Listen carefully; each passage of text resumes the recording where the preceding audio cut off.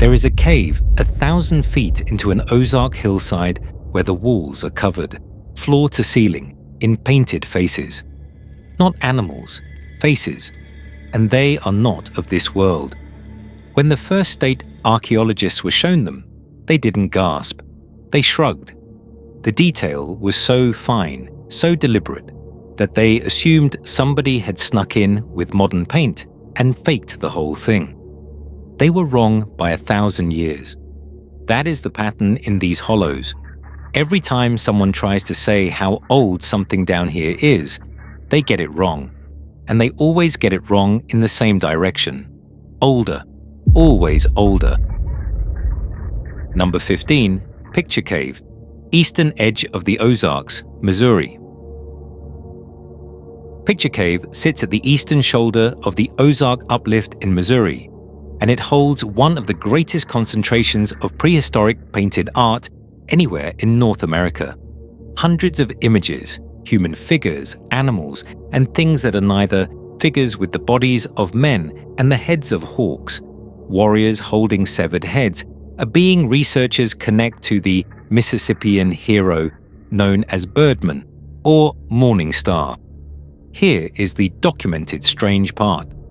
When specialists first examined the quality of the portraiture, the faces, the detail in them, they genuinely questioned whether it could be ancient at all.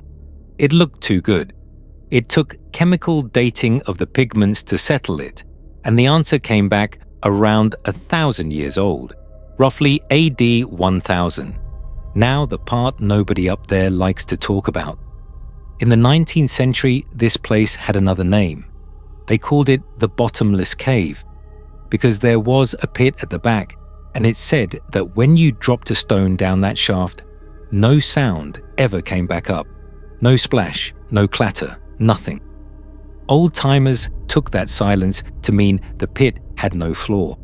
The real answer, when it finally came, was almost worse in its own quiet way. Thousands of years of bat guano packed down that shaft, deep enough to swallow the sound of a falling rock hole. And in 2021, the cave and the land around it were sold at auction for over $2 million, sold over the objection of the Osage Nation, who consider it sacred. The faces have a price now. Nobody can explain why that sits so wrong. Number 14. Number 14. The Narrows, Boston Mountains, Arkansas. Go west and up into the Boston Mountains, the highest, roughest part of the Arkansas Ozarks, and you'll find a bluff shelter that locals have known about for generations. It's called the Narrows, and on its walls is the largest gathering of people in any rock art site in the entire state. 28 human figures, spread across 5 separate panels. Archaeologists call them anthropomorphs, and they don't know if you're looking at a story, a ceremony, or a dance frozen mid-step. One figure wears what reads as a feathered headdress. Another holds an object interpreted as a mace, and a mace, in the late prehistoric world, was not a weapon. It was a symbol of chiefly power. Somebody important is standing on that wall. For the honesty of it, this is one of the sites where the dating actually got pinned down, and it's a good example of how they do it. They didn't date the paint. They dated the hickory nutshells left on the shelter floor and the pottery styles, and both pointed to the middle of the 1400s and possibly to a connection with Spiro, the great ceremonial center off to the west. But here's what the radiocarbon can't tell you. 28 figures, and one of them leading. It said the procession is walking somewhere. Nobody can say where. The wall only shows you that they're going. Number 13. Number 13. Washington State Park Petroglyphs, Missouri. Not everything down here is painted. Some of it is cut. At the eastern edge of the Missouri Ozarks, above a sharp bend in the Big River, there is a shelf of hard dolomite rock carved with hundreds of symbols: birds, arrows, footprints, human figures, turkey tracks. geometric shapes nobody has decoded. It is the largest group of petroglyphs yet found in Missouri, and the best current estimate puts the carving between 1,000 and 1,600 years into the past. The people who made them are tied to the Middle Mississippians, the same broad culture that raised Cahokia, the great mound city just across the river. This spot was a ceremonial ground. People came here on purpose, to this exact bend in the river, to cut these marks into stone. And here's the detail that stays with you. When the park was built in the 1930s, part of the site, a stretch of terraces and benches where people had lived and worked, was graded flat by the construction crews, bulldozed. Whatever record was in that ground is simply gone now. We dug up a road and paved over the rest. It's said the carvings that remain are only a fraction of what was once cut into that riverbank. Number 12. Number 12. Breckenridge Rock Shelter, Carroll County, Arkansas. This one is just a number, but it's the number this whole video is built around. In a rock shelter in Carroll County, Arkansas, archaeologists recovered a stone spear point, and near it, a piece of charred wood, the remains of some ancient fire. When that charcoal was radiocarbon dated, it came back at 8,720 years, give or take 30. That makes it the oldest radiocarbon date tied to an artifact anywhere in Arkansas. Sit with that. Nearly 11,000 years ago, someone sat in that hollow, built a fire, and left a spear point behind. The Ozarks were already old to them. The mountains you're looking at are among the oldest exposed rock on the continent, and human beings have been sheltering in their folds for 100 centuries. And this is exactly where the science broke historically. For decades, people had no way to date any of this. They guessed by how deep an object was buried, and depth lies. So the early researchers took 11,000 years of different peoples and different eras, and they mashed it all into one imaginary tribe, one story. Radiocarbon dating didn't even reach these shelters until the 1960s. Everything before that was a guess, and the guesses were always too young. Number 11. Number 11. Lon Odell Memorial Cave near Springfield, Missouri. In April of 1985, a farmer's field near Springfield, Missouri collapsed. A sinkhole opened where solid ground had been, and cavers went down to survey what it had exposed. What they found is one of the strangest sealed rooms in the Ozarks, because the cave they dropped into had only one entrance, the sinkhole that had just opened that day in that field. There was no other way in. There never had been. And yet, deep inside, on the cave floor, were unshod human footprints, bare feet, alongside them cougar tracks, bear beds where the animals had slept, and the burned out ends of torches. Every bit of it had to be prehistoric. The only door had been shut for who knows how many thousands of years, until a field caved in and let the daylight ask its questions. People walked in that cave barefoot, carrying fire, in the deep dark, beside sleeping bears, and then the way out closed behind them and stayed closed until 1985. On the wall, a rock art specialist later identified a carved figure she read as an underwater spirit, the being some tribes call the underwater panther, a creature of the world below. It said that's not an unusual thing to find in a wet cave. Old belief held that certain caves were doorways, and you did not carve a doorway guardian for no reason. Number 10. Number 10. Plum Bayou Mounds, Arkansas. Everything so far has been carved or painted into the land. This one was built on top of it. At the southern edge of the Ozark country in Arkansas stands a site once mistakenly called Toltec Mounds, named by a 19th century landowner who was certain the Toltecs of Mexico had built it, because she could not believe the ancestors of local native people had. She was wrong, and the Smithsonian proved her wrong in the 1880s. But the real story is stranger than her guess. The mounds were raised by a people archaeologists call Plum Bayou, one basket of earth at a time, starting around AD 650. The tallest still stands 49 feet high, and they were not thrown up at random. The mounds are positioned to line up with the sunrise on the solstice and the equinox. Somebody was tracking the sky and writing it into the ground in earth and shadow. Then, around the year 1050, the Plum Bayou people walked away. They abandoned the whole complex, and archaeologists can find no reason for it. No war layer, no burn, no sign of disaster. They simply left. And here is the part that fits this list exactly.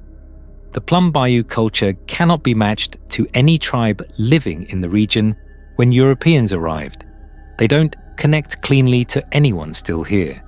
They built a calendar out of hills. They kept it for 400 years, and then they vanished from the record without a forwarding address. We don't know their name. We only know the shadows their mounds still throw at sunrise. Number 9. Number 9. Graham Cave, Missouri. Graham Cave sits on the northern rim of the Ozarks in Missouri, and it is one of the sites that broke the whole timeline open. For a long time, the accepted story of North America said people simply hadn't been here very long.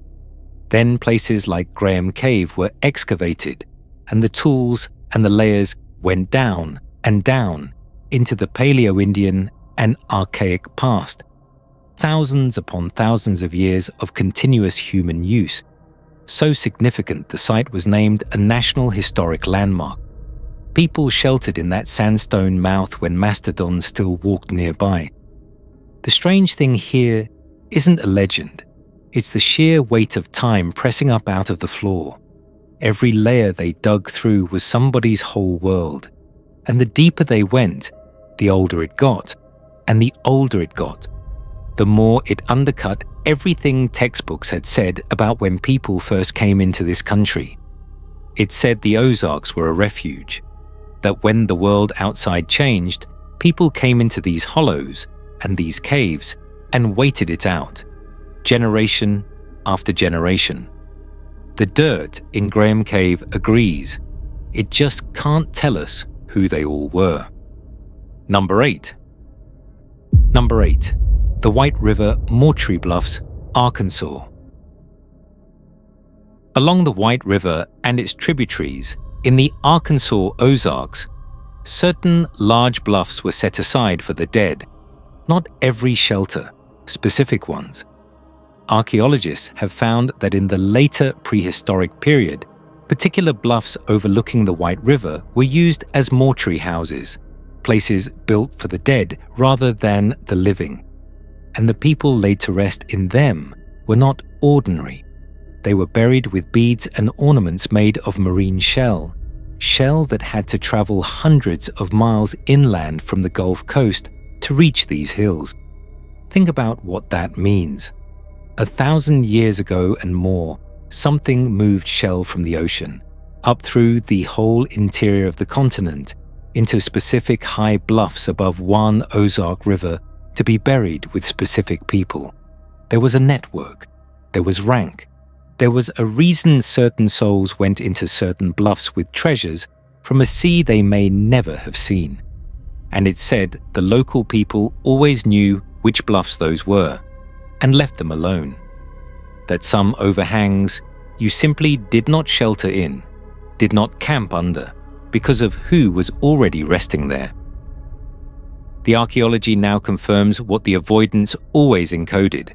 These were houses of the dead, and the living knew the addresses. Number 7. Number 7. Brown Bluff and the Dry Shelters, Boston Mountains, Arkansas. The Ozarks keep things they shouldn't be able to keep. Most of what ancient people made was soft, baskets, cloth, cord, wood, feathers. Almost everywhere on Earth, that material rots and vanishes within a few years, and the past goes silent.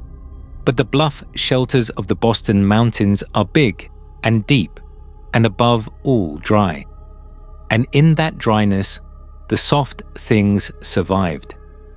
Out of shelters like Brown Bluff came woven baskets, textiles, cordage, netting, and the oldest known example of a Native American flute, found right here in northwest Arkansas.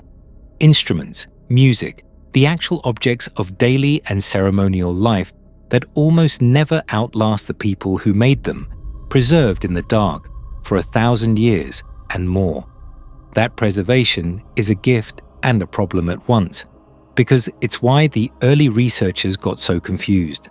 They pulled ancient hunting gear and later farming tools out of the same dry shelter floor and assumed one people used all of it at once. A people frozen in time, primitive, unchanging. That was the myth. The dryness that saved the artifacts also scrambled the story.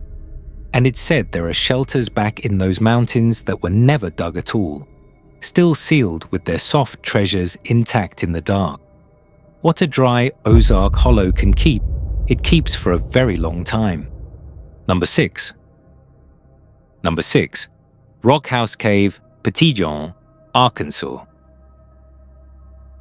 On top of Petit Jean Mountain at the southern edge of the range, there's a bluff shelter open enough to walk into called Rock House Cave, and its ceiling and walls carry dozens of red-painted images. Most are abstract, sunbursts, geometry, marks whose meaning is gone. But one is unmistakable, and it's life-sized, a paddlefish, the spoonbill catfish painted across the rock at full scale, which archaeologists read as a sign of how important that fish was as food to the people who lived here. A portrait of the thing that kept them alive. The mountain itself carries a name legend, the way these places do. It said Petit Jean was a young Frenchwoman who disguised herself as a boy to follow the man she loved across the ocean to this wilderness, fell sick on the mountain, and was buried at its edge, and that her grave is still up there. The story is soft. The pictographs are not. Whoever painted a full-size paddlefish on that stone ceiling was telling you exactly what mattered on this mountain in a language we can still half read. Number 5. Number 5. Onondaga Cave, Missouri. Deep in the Missouri Ozarks is one of the great show caves of the state, Onondaga, a cathedral of stone, towering formations, a national natural landmark. But its name is the Tell. Onondaga comes from an Iroquois word, and it means people of the mountain. And the Osage Nation recognizes this cave as one of many sacred sites across Missouri. Long before it was a tour, it was holy ground. The documented strangeness of the Ozarks is that it is honeycombed. Missouri is called the cave state for a reason. Thousands of caves and sinkholes and springs threading under the hills. And to the people who lived here, those openings were not scenery. They were thresholds, the line between the world above and the world below. It said there are caves in these hills you were never meant to enter, not because of the drop or the dark, but because of what the old belief held was on the other side. People carved underwater spirits at cave mouths. They left offerings at springs. They knew which openings were doorways. We put electric lights and handrails in some of them and called them attractions. The name on this one still quietly insists it belongs to the people of the mountain. Number 4. Number 4, the hollows nobody has read, across the range.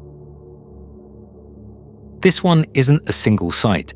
It's a number, and it's the most unsettling number on the list. More than 2,000. That is how many occupied ancient sites archaeologists have already identified in the Ozark Bluffs and caves. More than 2,000 places where people painted, carved, sheltered, worked, and buried their dead. And the honest truth from the researchers themselves is that most of them have never been fully studied. Radiocarbon dating only reached these shelters in the 1960s, and they'll tell you plainly there is still a long way to go to work out even the basic chronology. So when this video says scientists still can't explain these places, that isn't a trick of phrasing. It's the literal state of the record. There is a rich concentration of ancient rock art here, one of the densest in all of eastern North America, sitting in 2,000 hollows, most of them unread, in a range where every date that has been checked came back older than expected. And it's said, in these hills, that people still stumble onto them. A new sinkhole opens, like the one near Springfield. A hunter ducks under an overhang out of the rain and looks up at a painted wall no archaeologist has ever recorded. The Ozarks are not done showing us what they're hiding. Most of the story is still in the dark, waiting on a flashlight. Number 3. Number 3. The hieroglyphics that never were. Now for the one everybody wants to believe. And I'm going to tell you the truth about it, because the truth is stranger than the hoax. For more than a century, people looked at the marks on these bluff walls and insisted they were writing. Hieroglyphics, they called it. Picture writing. And a whole cottage industry grew up claiming the real authors were ancient visitors from across the ocean, that there were Norse runes up there, or Phoenician letters, or Greek, or Ogham script from the old Celtic world, hidden in the Ozark rock. Proof, they said, that someone from the old world got here first and left a message. Here's the documented reality. There is no evidence, none, of Ogham, or runes, or Greek, or Phoenician on any bluff wall in the Ozarks. It isn't writing at all. No written language existed in North America before European contact, so the people who made these marks could not have been writing in the way we mean it. But, and this is the part the debunkers skip, that does not make the marks empty. The images are symbolic. They carry meaning. A figure with a raised staff, a being with a hawk's head, a procession of 28 people. Those aren't letters, but they are absolutely saying something. It's a language of image and story, and we've lost the key to most of it. The mystery was never secret Vikings. The mystery is that a real, deep symbolic system is staring back at us off these walls, and we can only read a fraction of it. The truth was sitting under the hoax the whole time. Number 2. Number 2, Eden's Bluff and the Bag of Seeds, Arkansas. Back to the White River, to a shelter called Eden's Bluff in Benton County, Arkansas, first dug in the 1930s because of one small thing that was found there, a bag of seeds. Among everything else the dry bluff preserved, excavators found seeds, and finds like these from Ozark shelters turned out to matter far beyond their size. Because when researchers looked closely at the plants, the ancient people of these hollows were carrying and growing. They found domesticated crops, not just gathered wild food, plants these people had bred over generations, changed with their own hands. Chenopodium, marsh elder, a lost garden. This is one of the quiet bombshells of Ozark archaeology. The old story said the people up in these mountains were backward, isolated hillbillies of the ancient world, lagging behind everyone else. The seeds said the opposite. These were farmers, plant breeders, people running one of the early independent agricultural experiments in all of North America, right here in the hollows. The bluff dwellers weren't behind. In some ways, they were ahead, and nobody outside these hills knew it. A bag of seeds, kept dry in the dark for 1,000 years, quietly overturned a whole theory about who these people were. And it said the fullest baskets and the best preserved caches are the ones still out there in the shelters no one has opened. Number 1. Number 1, the people with no name. Which brings us all the way back to the beginning and to the thing that ties every one of these 15 sites together. We have their faces, painted 1,000 feet inside Picture Cave. We have their dead, laid in the White River Bluffs with shell carried up from the sea. We have their calendar, built 49 feet high at Plum Bayou and aligned to the solstice sun. We have their music, in the oldest flute in the country. We have their farms, in a bag of seeds at Eden's Bluff. We have 11,000 years of their fires, going back to that charred wood at Breckenridge. We have everything except their name. The great myth of the Ozarks was that a single mysterious vanished race once lived in these hollows and disappeared. And the honest documented answer is that this myth is wrong, but it's wrong in a way that's almost eerier than if it were true. Because there was no one vanished people. There were many, culture after culture, for 100 centuries, layered in the same dry shelters, until early researchers with no way to date anything compressed all of them into one imaginary tribe and called it solved. Every time the science sharpened, that single made-up people dissolved into more real ones. Further back, harder to name. That's the direction. That's the thing I told you to watch at the start. Every date on this list moved older. Every answer opened another question. And the painted faces 1,000 feet inside that Missouri hillside, the ones the experts first waved off as a modern fake, are still down there in the dark, still 1,000 years old, still without a name to call the hands that made them. The Ozarks kept everything these people made. Everything, except who they were. So I'll leave the last question with you. Of all 15 of these hollows, the Mortuary Bluffs, the Bottomless Cave, the sealed room full of barefoot prints, which one would you not walk into alone? And which Ozark site did we miss? Drop it below. Somebody watching this lives right on top of one we didn't name. And in these hills, the next discovery is usually somebody just looking up at the right